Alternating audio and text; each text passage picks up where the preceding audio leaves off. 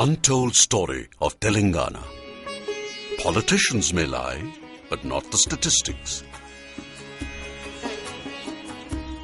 Glorious history. Telugu people are distinguished with glorious history, inimitable culture, great heritage and common destiny. Telugu people waged valiant battles for centuries together to preserve their unique identity. With 3,000 years of glorious history, Telugu people transformed themselves into a political, social and cultural entity. Andhras had an empire 2,000 years ago. The Shatavahana Empire found mention in Aitareya Brahmana. They ruled from Kotilingala in present-day Karimnagar, as well as Amaravati in the present-day Guntur. Shatavahanas were the earliest Telugu rulers. The Shatavahana dynasty was first mentioned in the Aitareya Brahmana of the 8th century before Common Era BCE. In the Puranas, as well as on their coins, the dynasty is variously referred to as the Shatavahanas, Shatakarnis and Andhras.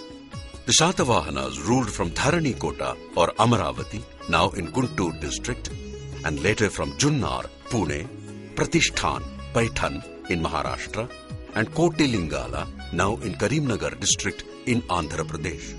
They ruled over southern and central India for 450 years, from 230 BCE until around 220 AD. The Puranas list as many as 30 Andhra rulers. Many rulers are also known from their coins as well as inscriptions. The Greek traveller, chronicler Megasthenes described the power and glory of Andhras. Megasthenes, the Greek traveller and chronicler, indicates that the Shatavahanas possessed 100,000 infantry, 1,000 elephants, and more than 30 well-built fortified towns. They ruled a large and powerful empire that withstood the onslaughts from Central Asia. Aside from their military power, their commercialism and naval activity is evidenced by establishment of Indian colonies in Southeast Asia. Indian national calendar began to mark the Telugu rulers' triumph.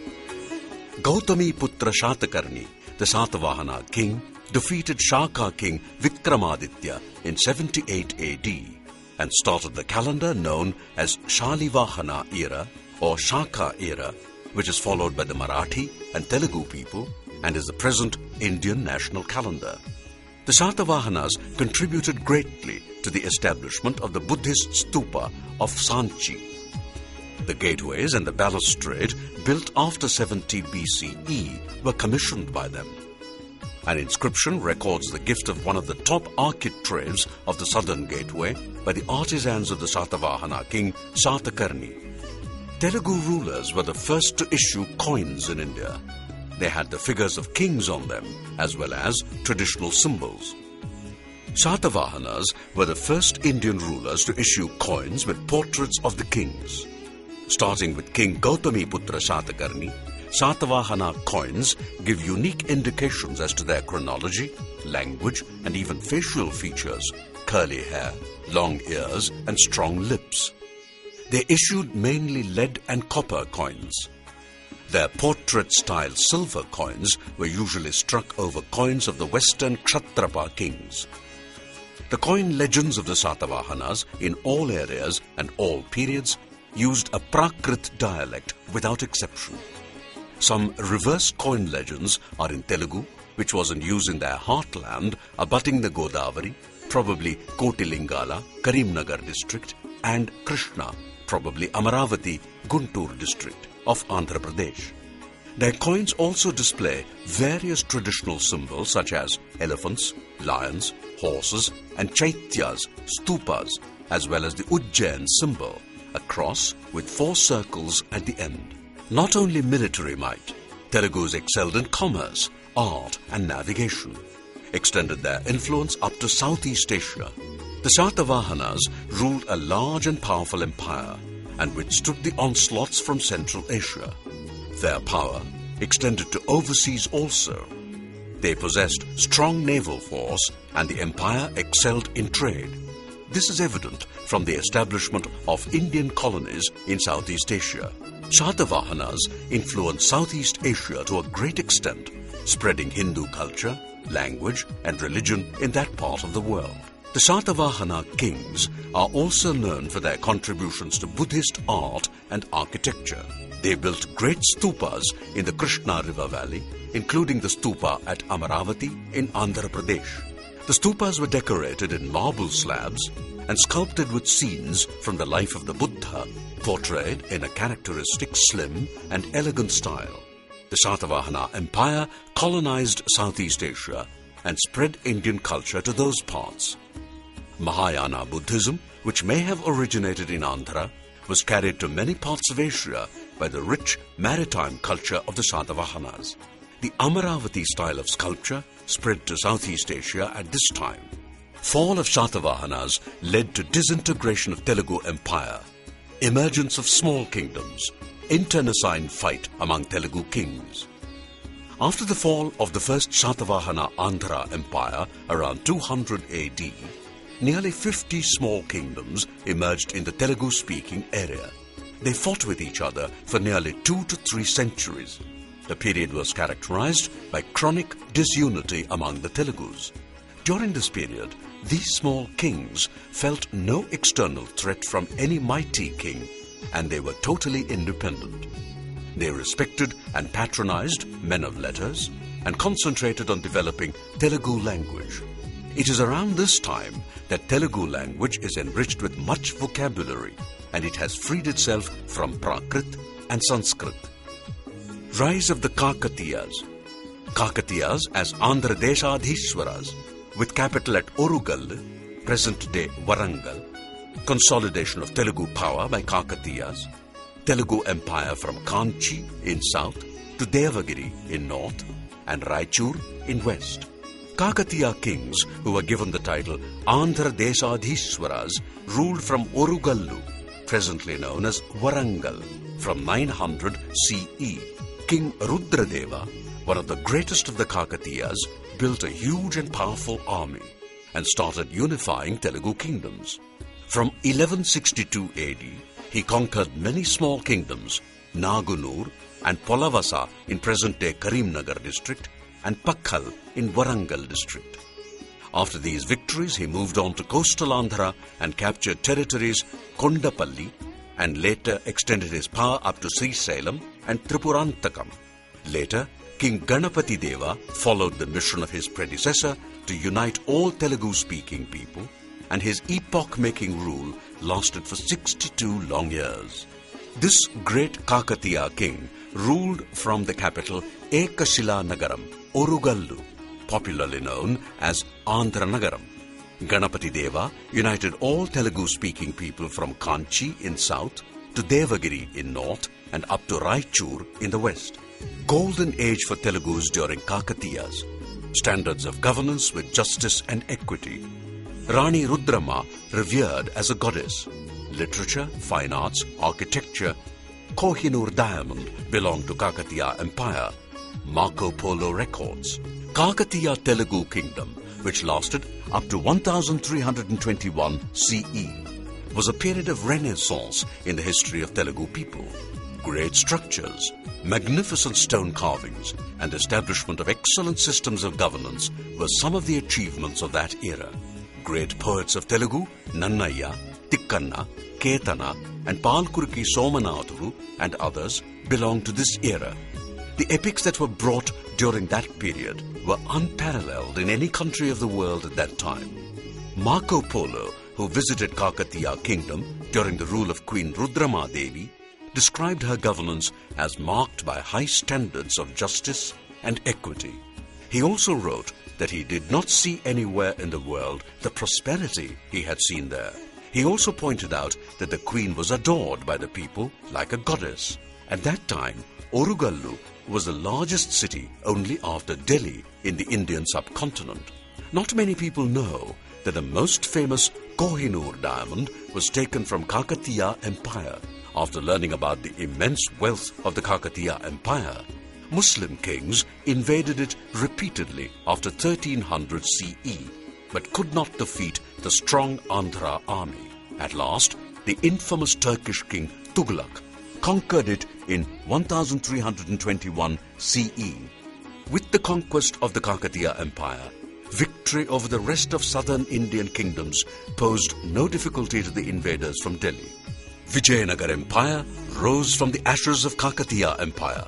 Harihara and Bukka went from Orugallu. Vijayanagara Empire protected all other South Indian kingdoms from outside aggression. Tughlaq was sacked by Telugus. Two treasury officers of Kakatiya Empire, Harihara Deva and Bukka Deva, fled to Anegundi, a small kingdom near Tungabhadra. They found it the most ideal location to establish a new kingdom, Vijayanagara, in 1336 AD. After 6 years of establishing Vijayanagara kingdom, Bukka Deva went back to Orugallu and attacked it with the help of one Musunuru king, Krishna Nayak, who earlier defeated Muslim rulers and established his kingdom at Rekapalli. In 1343, Tughlaq's forces were completely defeated, and Telugu region was completely freed. And Krishna Nayak was made as Andhra Deshadhishwara at Andhranagaram, Orugallu. Encouraged by this victory, Harihara Deva, the king of Vijayanagara kingdom, made an alliance with Kannada, Tamil and Kerala kings and joined them in their fight against the Delhi rulers. Eventually, other South Indian kingdoms became vassals of Vijayanagara kingdom to protect themselves against outside invasions. And thus emerged another great Andhra empire, Vijayanagara. Fierce battles between Vijayanagara kingdom and the Bahmanis. Krishna Nayak's capitulation to Bahmanis gave away Golconda. In 1347, Tughlaq's general Alauddin Bahmani, who was sent to Daulatabad, Maharashtra, revolted against Tughlaq and established Bahmani Empire over the Deccan region. Bahmani king attacked Vijayanagar Empire 4 times and fought fierce battles, but failed to occupy any part of that kingdom. Bahmani king attacked Kakatiya kingdom 3 times, but succeeded in subjugating the Orugallu kingdom at last. As part of the deal, Andhra king Krishna Nayak gave Golconda, Hyderabad region, and huge wealth to Bahmani Sultan and made peace with him. In 1368 AD, Krishna Nayak lost his life, and Kakatiya Andhra Empire collapsed, and Telugu region was broken into pieces, and later they were annexed by Deccan kings. Emergence of Krishna Deva Raya, one of the greatest emperors of modern history. Military might as well as literary prowess, flourishing of arts and letters. Sri Krishna Deva Raya took the throne of Vijayanagara Empire in 1509 AD, and it reached its zenith under him. Sri Krishna Deva Raya brought the entire South India under his control. He invaded Mysore and captured forts of Srirangapatnam and Shivasamudra, which are in present-day Karnataka state. He conquered Coromandel coast in present-day Tamil Nadu and liberated Telugu kingdoms in coastal Andhra from Odia kings. Entire South India consolidated and came under firm grip of Vijayanagar Empire. In a tactical move to settle scores with his arch-enemy Adil Shah of Bijapur, Krishna Deva Raya made tenuous truce with Sultan Kuli, the king of Golconda. Despite several wars, Vijayanagara Empire continued to grow in prosperity, strength and magnificence. During the Vijayanagara Empire, poets, scholars and philosophers wrote in Sanskrit as well as in Kannada, Telugu and Tamil, and covered such subjects as religion, biography, prabandha, fiction, music, grammar, poetry and medicine. Telugu language became a popular literary medium, reaching its peak under the patronage of Krishna Deva Raya. The most famous writing during this period in the prabandha style was Manu Charitamu. King Krishna Deva Raya was an accomplished Telugu scholar and wrote the celebrated Amukta Malyada. In his court were the 8 famous scholars regarded as the pillars, Ashtadiggajas, of literary assembly. The most famous being Allasani Peddanna, who was honoured with the title Andhra Kavita Pitamaha, father of Telugu poetry, and Tenali Ramakrishna, who authored several acclaimed works. This was the age of Srinatha, another great Telugu poet who wrote kavyas such as Shalivahana Saptasati. Vijayanagara Empire lasted for 250 years. And after the decisive battle of Tallikota in 1565, it went into ruins. After the fall of the Vijayanagar Empire, Andhras were humiliated, enslaved, exploited and suppressed everywhere, more so in Telangana region in particular. Fall of Vijayanagara, humiliation of Telugus, disintegration of Telugus, scattering over different territories. Nizams began the process of scattering Telugus across areas ruled by different political powers. Sale and ceding of Telugu territories by the Nizams. After the fall of Vijayanagar Empire, unprotected Andhra territories were easily annexed during 1571 to 1589 by Golconda King Ibrahim Qutub Shah and his son Muhammad Quli, who founded Hyderabad. Delhi King Aurangzeb conquered Golconda in 1687 and appointed his representative Nizam to administer Golconda Kingdom. When Delhi Kingdom weakened, Nizam Asaf Jah declared independence from Delhi in 1720. When he died in 1748, his 4 sons and 1 grandson fought with each other till death for the throne. The French helped the 3rd son of Nizam Salabat Jung to assume the throne of Hyderabad. In gratitude, Salabat gifted away north coastal districts to the French. Gradually, French power weakened and British became stronger. In 1759, under the command of Colonel Clive, British forces seized North Coastal District from the French. Further, Salabat handed over more coastal areas to British under duress. In 1761, Nizam Ali overthrew his brother Salabat and seized power. When he threatened to recover coastal districts from the British, they arrived at an agreement to pay him 9 lakh rupees a year for keeping coastal areas under their rule. In 1795, when the British refused to help Nizam Ali in his fight against the Marathas, he befriended the French and sacked the British army from Hyderabad. The British were alarmed with this development, and in 1798 they entered into a treaty forcing Nizam to keep 6 battalions of British troops at Hyderabad and to pay 24 lakh rupees per year towards their expenses. When the Nizam failed to meet this financial obligation, they forced him in 1800 to cede the present Rayalaseema districts. The Telangana area during the period of Kakatiyas, which encompassed the entire area of Telugu-speaking people of coastal Rayalaseema, was reduced to only a few Telugu-speaking districts around Hyderabad. After the end of Bahmani, Afghan origin, Mughal, Mongolian origin rule, Turkish kings Nizams established their rule over Hyderabad state, and after the exit of French, British held Costa and Rayalaseema regions under their rule. Thus the land of the Telugus, after millennia of unity and glory, was broken into pieces under the Nizams. Telugu people were ill-treated and language was suppressed by Nizam. Education denied to Telugu people in mother tongue. High taxation, vetti or slavery in Nizam. Princely state of Hyderabad was a trilingual state consisting of 8 Telugu districts, 5 Marathi districts and 3 Kannada districts. Although only 11% of the people spoke Urdu in the state, it was the official language. Telugu was not allowed in schools or in any government offices, and it was ridiculed as Telangi Bedangi. Telugu population in Hyderabad state was 50%, but they could only get 3% of government jobs. In all 8 Telangana districts, there was only 1 English medium school, while there were a few hundred English medium schools in coastal and Rayalaseema area. Peasants endured untold hardships under Nizam's rule.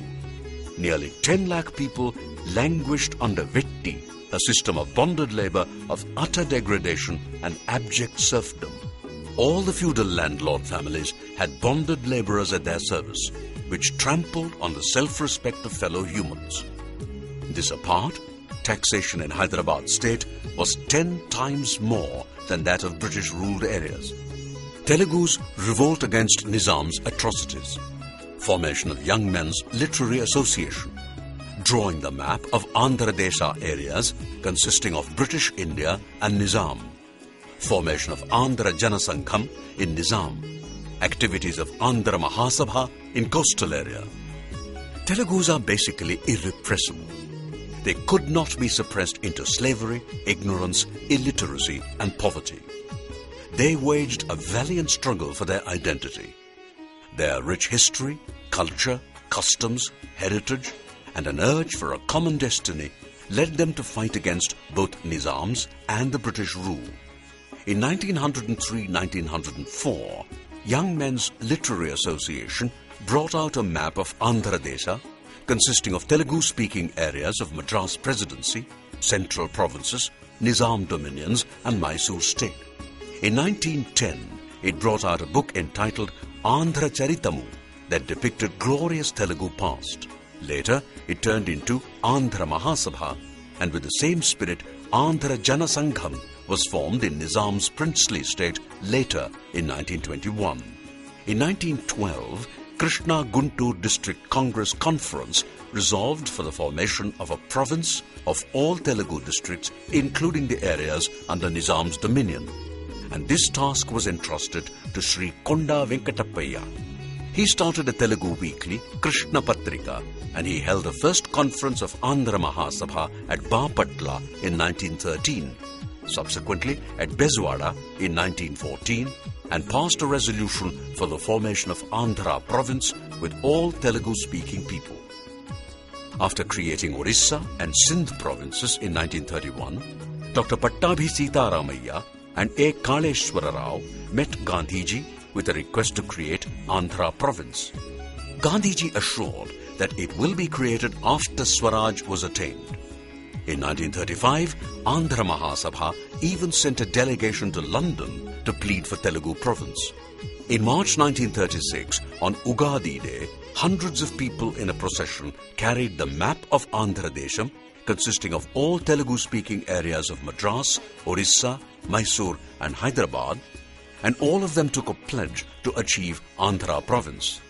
In 1937, Andhra Mahasabha held 25th Silver Jubilee session at Bezwada and celebrated November 15, 1937, Deepavali Day as United Andhra Day. In 1943, Andhra Mahasabha was banned during Quit India movement. In a book Andhra Rashtramu compiled by Srinivasa Sodarulu in 1940, all poets vowed to struggle for creating a united Telugu land.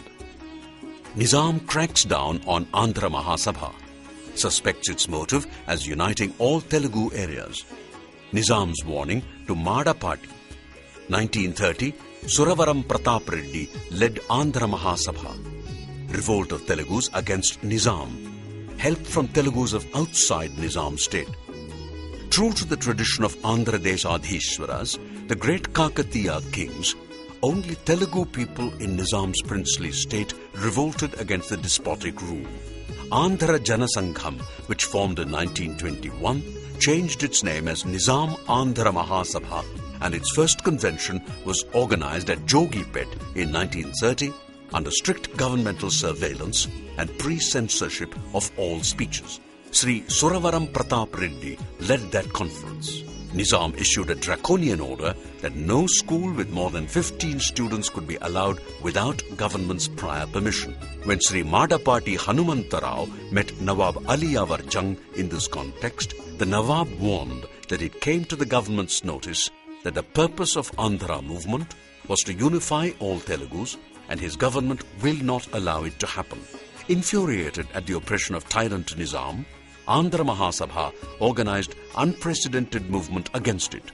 Nizam, in desperation, banned Andhra Mahasabha, and it promptly received protection from Telugus outside the princely state.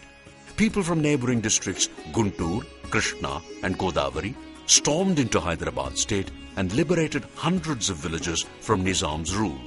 After independence from British, Nizam Andhra Mahasabha gave a clarion call for integrating the Hyderabad state with Indian Union and formation of Vishalandhra state. After 1.5 years of Indian independence, Hyderabad state, only one of the 562 princely states which defied merger with Indian Union, was brought to terms and merged with India. Struggle against Nizam and British went hand in hand with Telugu identity. Dhar Committee of 1948, Pattabhi Debhar Nehru Committee, endorsement of Andhra province by Nehru but without Madras, fight against British rule, and struggle for linguistic identity went hand in hand during freedom struggle. All Telugu people expected united Andhra state after independence. There was a clear mention of creating Andhra province in Indian constitution, but this was removed at the time of publishing the draft on 21st February 1948. All Telugu leaders protested against this, and Nehru appointed Linguistic Provinces Commission headed by S.K. Dhar, a retired judge of Allahabad High Court.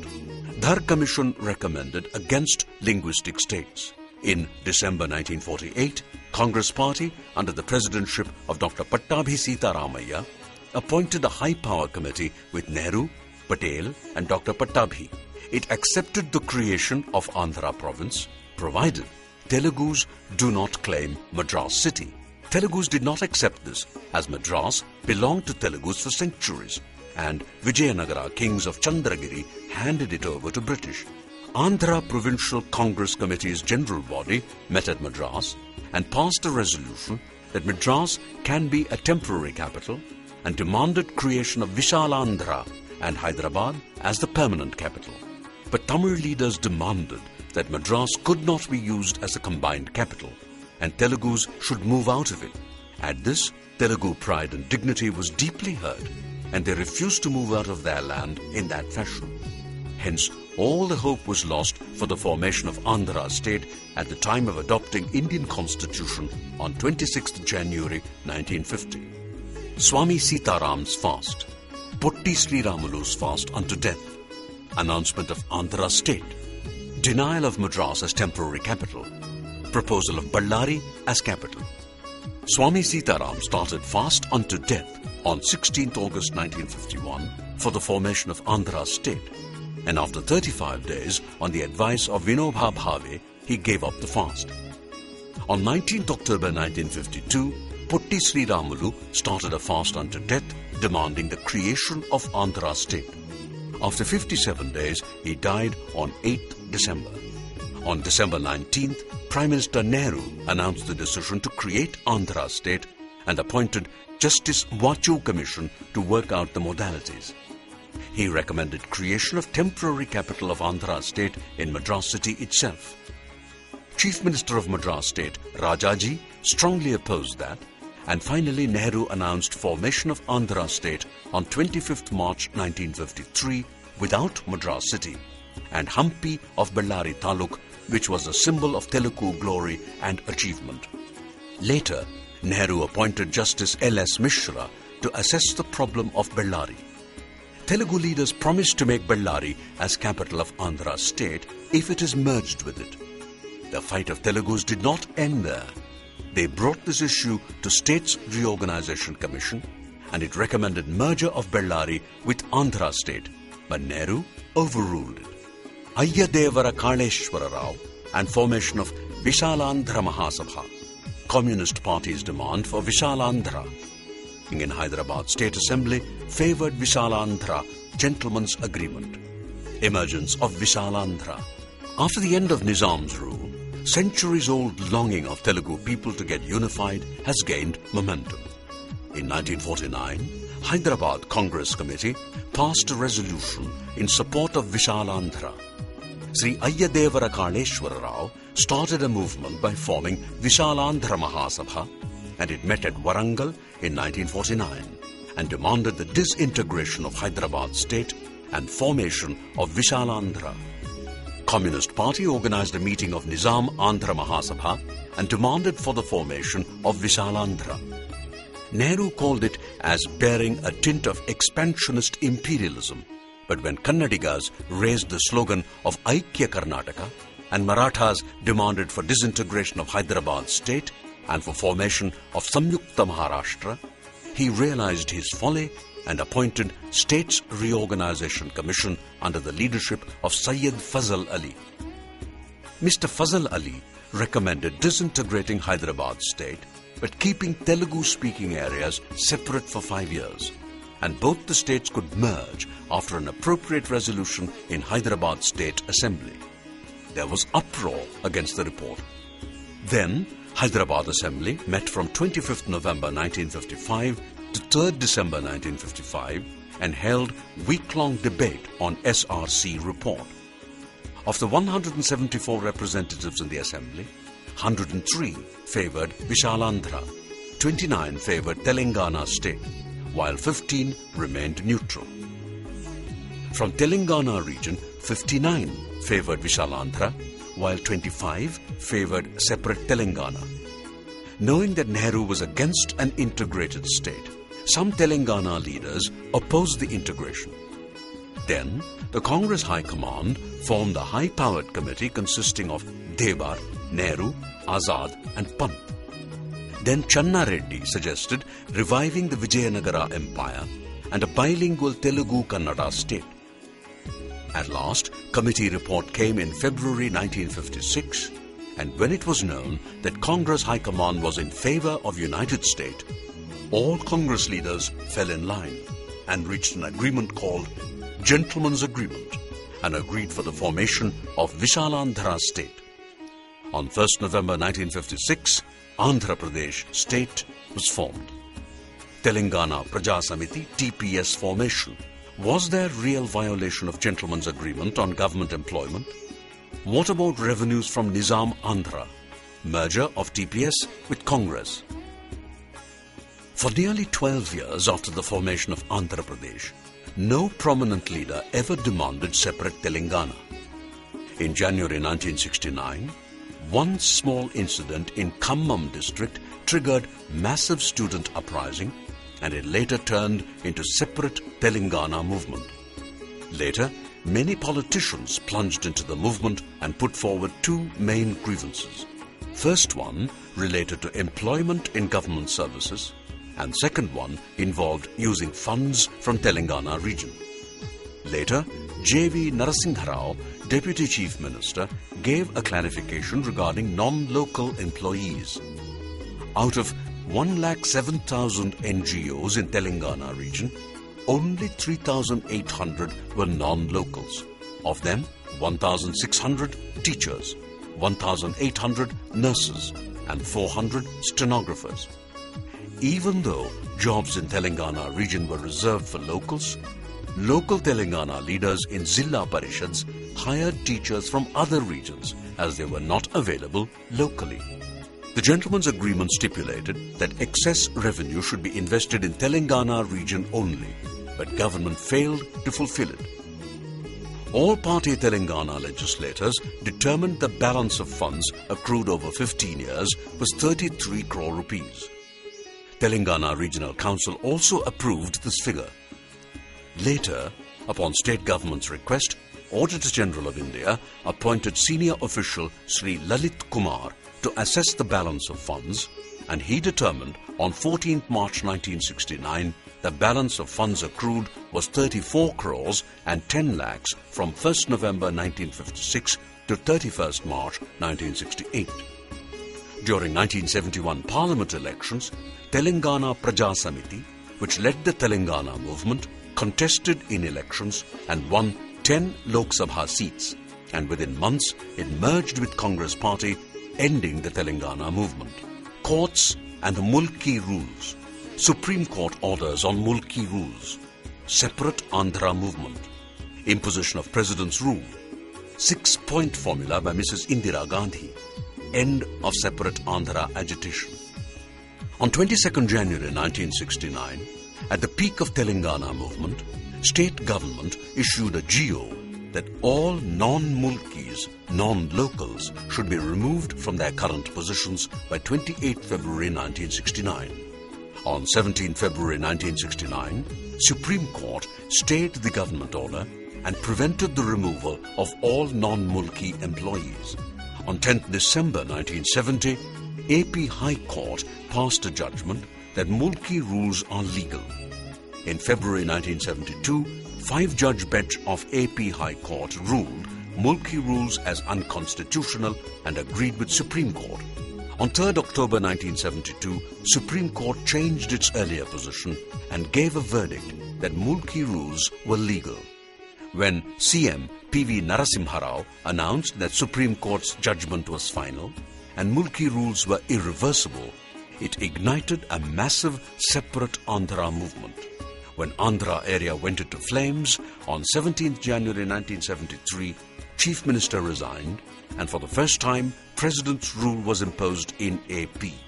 On 21st September 1973, Mrs. Gandhi unveiled her 6-point formula, scrapping Mulki rules and regional councils, reserving 80% of Class 4 posts, 70% NGO posts, 60% GO posts to locals.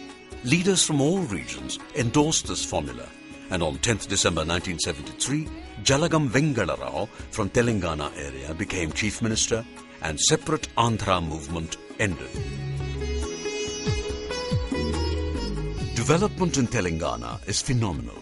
Development in Telangana, compared to that in Marathi and Kannada districts of the erstwhile Hyderabad state, which merged with neighbouring states in 1956, has been phenomenal. The per capita income in Telangana during the past few years is higher than in the rest of the state. Source: Directorate of Economics and Statistics. In 1956, the erstwhile Hyderabad state was trifurcated, with 8 Telugu-speaking districts being merged into Andhra Pradesh, 5 Marathi-speaking districts into Maharashtra, and 3 Kannada-speaking districts into Karnataka. After 50 years, in 2006-2007, the per capita income in 5 Telangana districts is far higher than average of the state.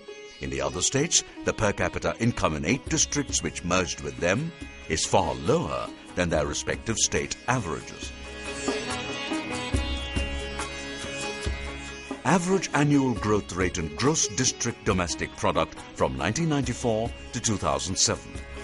For a long period of 13 years, the annual growth rate in only 2 Telangana districts was less than the state average. The annual growth rate was less than the state average in 10 coastal Andhra and Rayalaseema districts.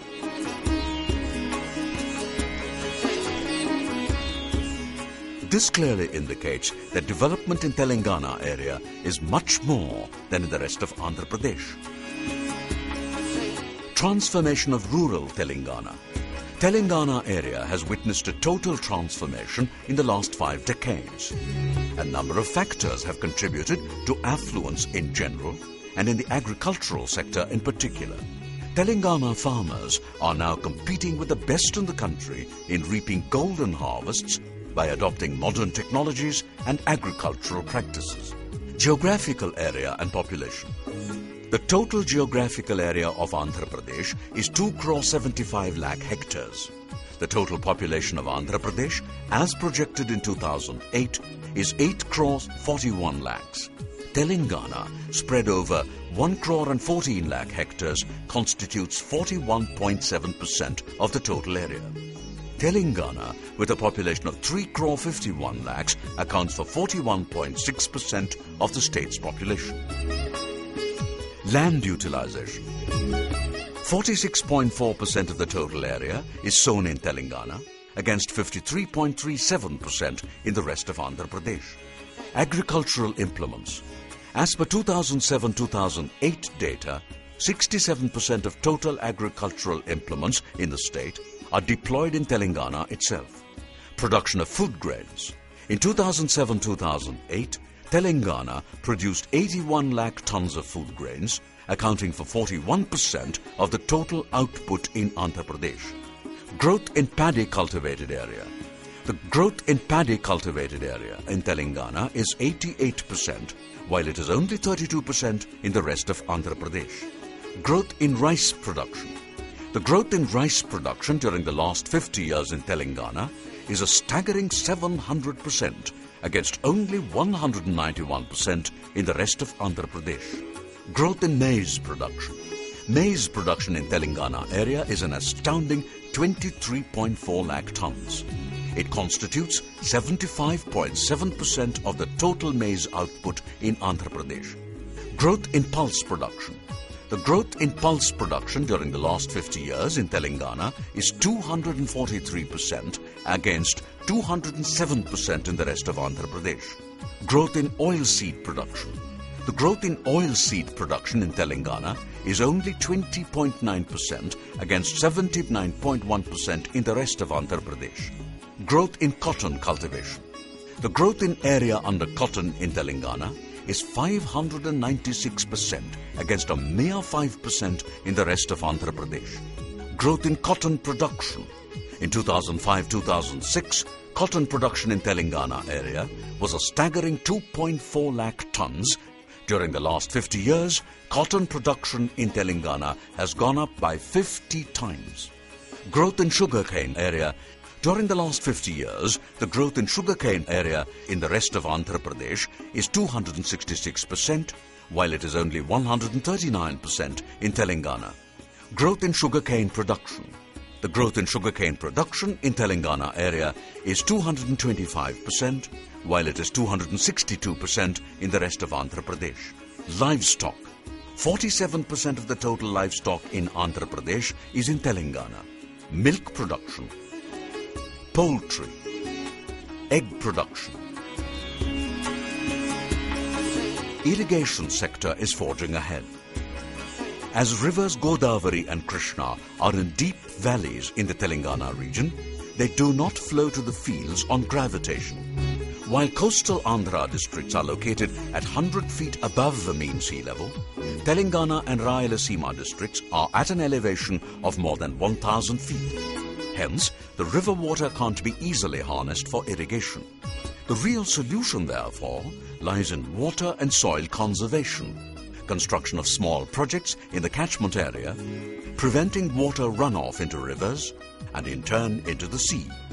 Instead, governments are providing lift irrigation and free power to tube wells. Anyhow, farmers are experimenting with all kinds of crops and especially with cash crops. The production of cotton in Telangana area is the highest in South India. Paddy productivity in Telangana is higher than in most of the states in India. Telangana has become the granary of the Deccan. Altitude of districts in Andhra Pradesh. Coastal Andhra districts are located at 100 feet above the mean sea level. Telangana and Rayalaseema districts are at an elevation of more than 1,000 feet. Gross irrigated area. The growth of gross irrigated area during the last 50 years in Telangana is 140%, while it is 38% in the rest of Andhra Pradesh.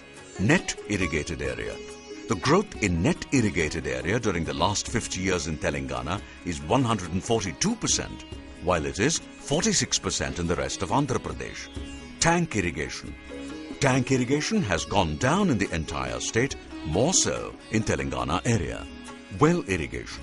In 50 years, well irrigation has grown 10 times from 3 lakh acres to 30 lakh acres in Telangana.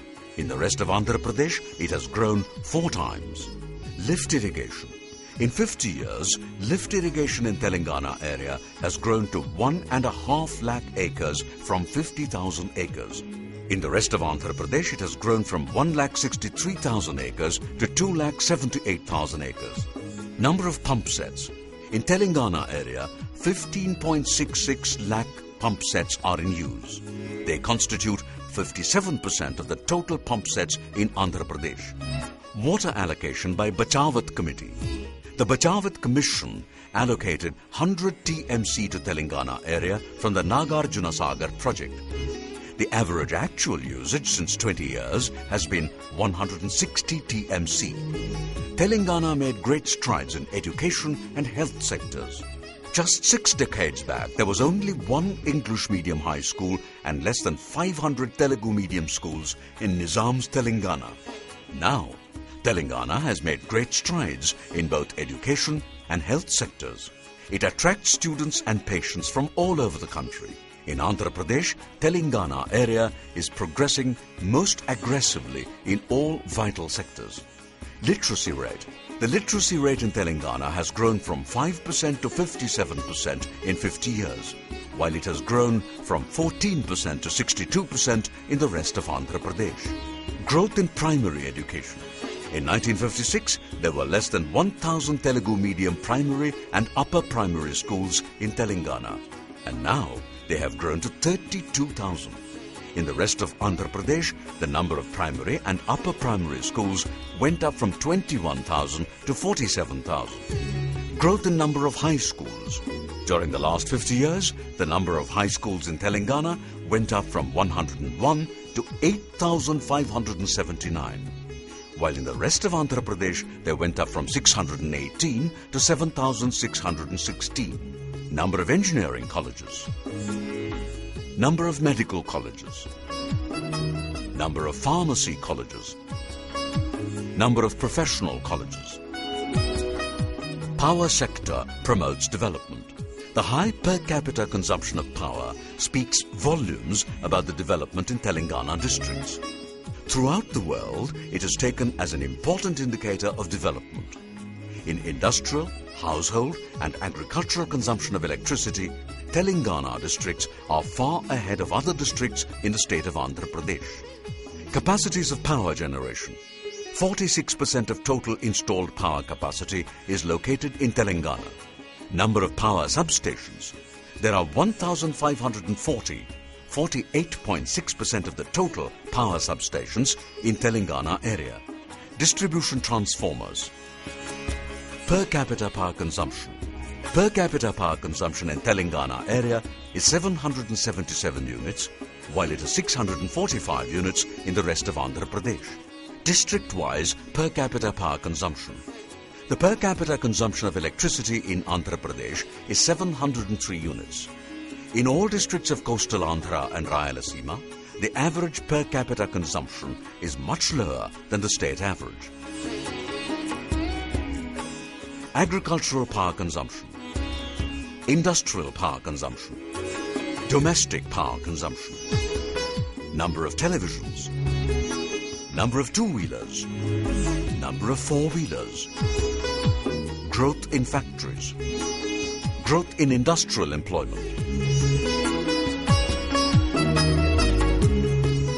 Why such a large-scale agitation? Who indeed are behind this Telangana agitation? When the amazing progress of most backward region Telangana within 5 decades is more than obvious, why is there a demand for a separate state, Telangana? Who indeed are behind this agitation? An understanding of the dynamics of parochialism enables us to make sense of the present political situation in Andhra Pradesh.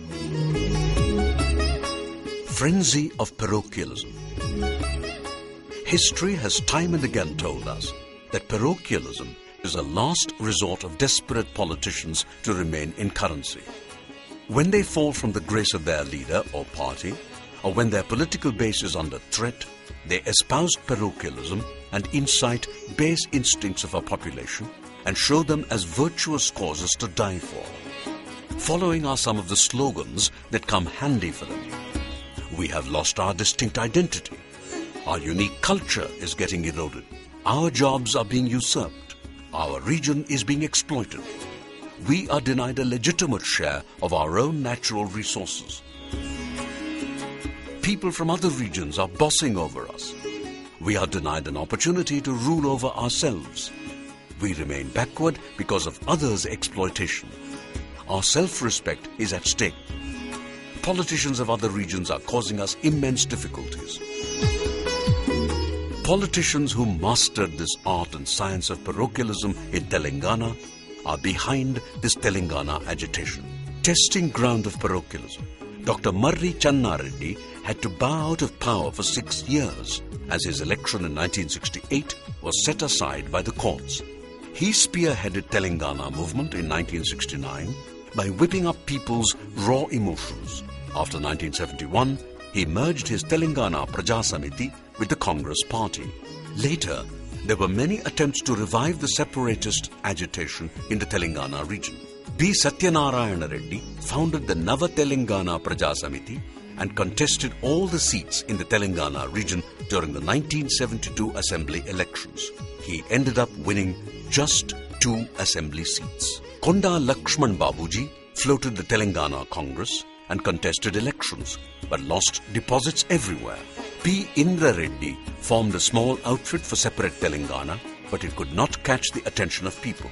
Likewise, even K. Jana Reddy also raised the Telangana slogan for a few months, but elicited only a dismal response. Telangana's slogan after 3 decades. In the 1994 Assembly elections, the ruling Congress party could get only 26 Assembly seats, and the Telugu Desam party came to power. Later, there was a split in the Telugu Desam party, and a breakaway group of the Telugu Desam elected Chandrababu Naidu as Chief Minister. During the 1999 Assembly elections, Dr. Y.S. Rajashekhara Reddy, President of the State Congress, tried valiantly to bring the party back to power, but in vain. With the TDP coming back to power, Mr. Chandrababu Naidu became Chief Minister once again. With TDP support, the BJP could form the government in Delhi. K. Chandrasekhar Rao fell out with Chief Minister Chandrababu Naidu as he was not included in the cabinet. Instead, another Velamma and a former CBI chief Vijay Rama Rao was favoured by Naidu. In 2001, Chandrasekhar Rao resigned from the Telugu Desam party and started the Telangana Rashtra Samiti with parochialism as its only agenda. Continuous drought conditions prevailed in the state, and the popularity of Chandrababu Naidu was on the wane. The Congress was in complete disarray. During local body elections, the TRS could make noticeable gains as it captured anti-TDP vote at certain places. Decline and fall of sub-regional party. Decline in the fortunes of the parochial party. Even major political parties do not lag behind in exploiting parochialism for electoral gain. During the 2004 elections, in its bid to avoid a split in the anti-TDP vote, the Congress entered into electoral alliance with the TRS and rode to power. In its election manifesto, the Congress clearly mentioned that it would favour the constitution of a second state reorganization committee to take up the issue of Telangana. The TRS won 26 assembly seats and joined the Congress ministry.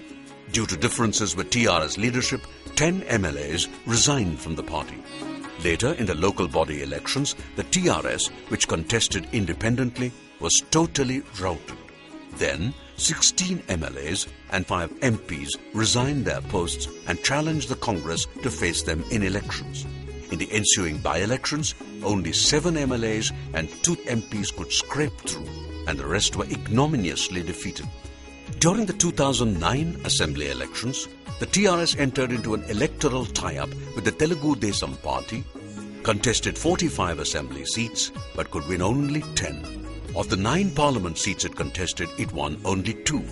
In Greater Hyderabad, all the TRS candidates who contested with the support of the Telugu Desam and both the communist parties were so badly trounced that they lost deposits too. Its chief, Chandrasekhar Rao, managed to scrape through with only 15,000 margin. The Congress party swept back to power both in the state and at the centre. Within months after elections, a major split in the TRS party saw many leaders deserting it. During the Greater Hyderabad Municipal Corporation elections, the TRS did not dare to contest even from a single ward. Chandrasekhar Rao did not come to his own party office for weeks, reeling under the humiliating performance in the elections. Desperate and helpless leader, Mr. Chandrasekhar Rao, both desperate and helpless, announced that he would undertake a fast unto death from November 29, 2009. No one took it seriously. He started inciting people saying that Andhras are exploiters and those who are settled in Telangana should quit from this area. He resorted to all kinds of provocations. He warned that the entire Telangana would be aflame. He threatened to cut tongues and throats of those who oppose separate Telangana. When he was proceeding to undertake the fast at Siddipet, he was arrested and taken to Khammam. There he gave up his fast within 24 hours. Then, senior students gathered at Osmania University, Hyderabad, and abused him in the filthiest terms for ending the fast. There are nearly 5 lakh students in Hyderabad, but only a few hundred students from Osmania University are speaking on behalf of all students. He suddenly retracted and announced that he was still on fast. Later, he was shifted to NIMS, a multi-speciality hospital in Hyderabad. He was taking nutrients intravenously and intended to give up fast at any moment. Bifurcation of a big state made so simple. All of a sudden, Mr. Chidambaram, Union Home Minister, announced on the midnight of December 9, 2009, that the Government of India would initiate the process of formation of Telangana state. There was no SRC or any other committee or any consensus as promised by the Congress earlier. Mr. Chidambaram's statement shocked even the votaries of Telangana. In fact, it was a windfall for the agitators. They were prepared to settle for much less, say an invitation to Delhi for talks. The Chidambaram statement created a strong reaction in coastal Andhra and Rayalaseema at once, and the Home Minister had to make another statement within a fortnight to the effect that the Government of India will consult all stakeholders before taking any major decision. The Home Minister's statement created violent reaction in Telangana. Gullible people were told by these parochial leaders that separate statehood given by the Home Minister was snatched away from them by the Andhra lobby. Sensing the furious mood of the people, all political leaders in Telangana started demanding separate statehood and abusing and threatening Andhra leaders. There started a competition in exhibition of militancy. Now let us recollect the speech of Mrs. Indira Gandhi given on the floor of Lok Sabha on 21st December 1972. No drastic or irreversible decisions. Separation is not an end of the problem, beginning of another very big problem. Each state has had a long cultural and historical tradition. Each state has become a political entity in its own special way. Government can't be swept away by feelings. Merely because an area is comparatively backward is not reason enough for taking drastic or irreversible decisions. Where will this process end? But where does anyone draw the line? Will each district want to be separate? Do you go back to the old, very small states, princely states? Do you go back to that? You cannot just say that because of backwardness there should be division. In fact, as I said on an earlier occasion, merely talking of separation is not an end of the problem. It is the beginning of another very big problem, not for other states, but also for that area, that state itself. I stand very firmly for an integrated state. Thinking that just because you are separated, you can get rid of these people or we have got rid of this problem is a very facile way of thinking.